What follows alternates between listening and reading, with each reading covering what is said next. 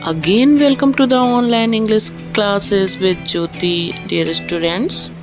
Today, we are going to solve true and false activity and sequencing belong to your bridge course book.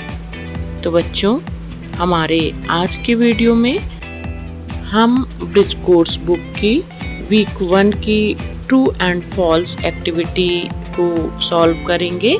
इसके बाद हम sequencing भी solve करेंगे। Sequencing का अर्थ होता है सेंटेंसेस को एक प्रॉपर क्रम में, निश्चित क्रम में जमाना। So here we go. यहाँ पर आपको इंस्ट्रक्शन दिया हुआ है, read the following statements and write true और फॉल्स फॉर ईच। अर्थात नीचे दिए गए स्टेटमेंट्स को या सेंटेंसेस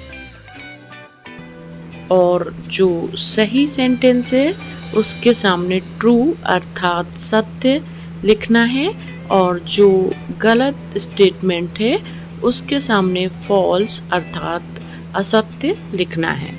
तो देखिए यहाँ पर first sentence, the ant was drowning. चींटी डूब रही थी। तो ये बात सही है, हमने पैसेज में पढ़ा है, इसलिए इसके सामने हम लिखेंगे ट्रू। सेकेंड सेंटेंस है, the dove did not help the ant. Dove ने आंट की हेल्प नहीं की। तो ये गलत स्टेटमेंट है क्योंकि डव ने आंट की हेल्प की थी। तो इस सेंटेंस के लिए हम लिखेंगे false. Next sentence, the hunter missed his aim. Hunter का निशाना चूक गया। तो ये राइट स्टेटमेंट है, तो इसमें हम लिखेंगे ट्रू। अगला सेंटेंस है, the Hunter came with a knife. Hunter चाकू लेकर आया। तो ये रॉन्ग स्टेटमेंट है क्योंकि Hunter came with a gun, वह एक बंदूक लेकर आया था। तो ये एक रॉन्ग सेंटेंस है, इसलिए इसके सामने हम लिखेंगे फॉल्स। तो ये तो हुई आपकी ट्रू एंड फॉल्स एक्टिविटी। चलिए अब हम सेंटेंसेस को जमाते हैं उनके सही क्रम में और सॉल्व करते हैं। Next activity sequencing. तो बच्चों यहाँ पर आपको एक इंस्ट्रक्शन दिया हुआ है, arrange the following sentence in their proper sequence. अर्थात जो सेंटेंसेस दिए हुए हैं इन्हें हमें एक निश्चित क्रम में जमाना है। तो यहाँ पर दिया हुआ है first sentence, the hunter aimed at the dove. The ant felt thirsty and went to a stream to drink water. The dove dropped a leaf. The ant bit the hunter. The ant began to drown. तो ये जो sentences हैं ये कहानी के अनुसार निश्चित क्रम में नहीं है। चलिए हम इन्हें निश्चित क्रम में जमाते हैं।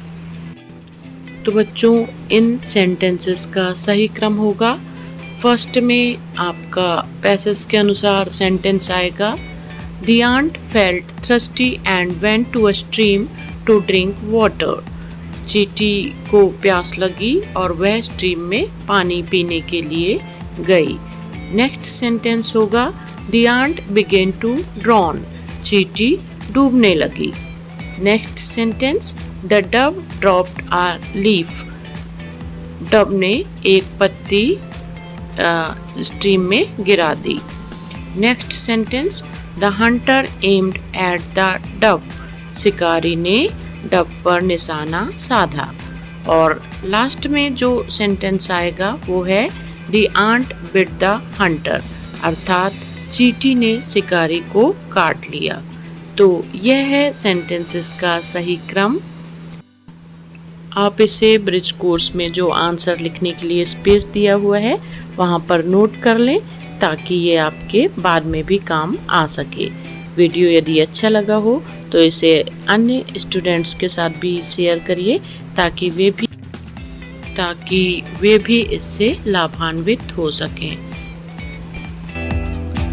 हम मिलते हैं नेक्स्ट वीडियो में। Till then keep on watching let's learn with Jyoti. Thank you.